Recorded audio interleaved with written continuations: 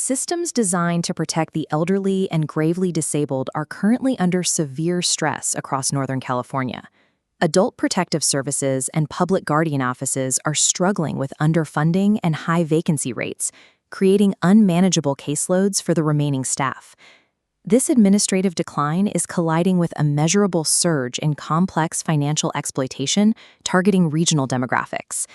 The erosion of these protective frameworks leaves a structural void, where a lack of early intervention increases the county's long-term exposure to institutional risks and the litigation that follows. This chart identifies financial exploitation as the leading elder abuse in Tuolumne County, accounting for 42% of reports, double the rate of neglect. The scale is visible in Shasta County, processing nearly 3,000 allegations in a single year, driven largely by sophisticated scams. In agriculturally wealthy areas like Colusa County, dedicated investigators are now tracking increasingly complex trust and estate manipulations.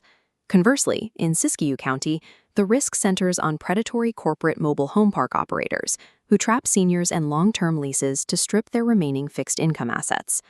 Modern threats require specialized financial intervention, yet local safety nets lack the investigative depth to combat these predatory practices.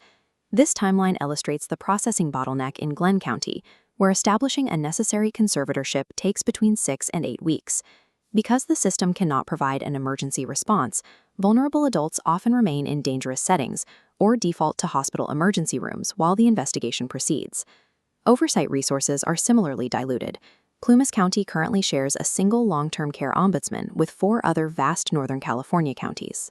This chart shows the workload gap in Yolo County, where budget constraints push individual officer caseloads to 40 individuals, well above the 25 case limit established by the grand jury for safe operation. Staff reports in Yolo County indicate that these specific caseload metrics ensure minor administrative issues will escalate into significant liability-inducing crises for the conservatees. When community-based care and conservatorship funding fail, the elderly and mentally ill frequently default into the criminal justice system. This ledger tracks the financial impact, starting with a $1.1 million settlement in Mendocino County for a 77-year-old's in-custody death from medical neglect.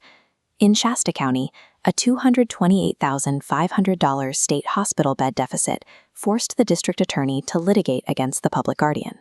Chronic austerity routes vulnerable residents into carceral or private settings, unequipped for geriatric care, including one Redding Care Center where 24 residents died from COVID-19.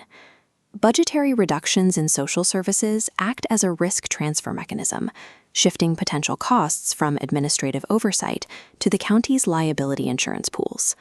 The upcoming implementation of Senate Bill 43 will further expand conservatorship criteria to include severe substance use, putting additional pressure on already strained caseloads. Counties with underfunded departments now operate with a measurable vulnerability to 14th Amendment and statutory elder abuse claims stemming from administrative neglect.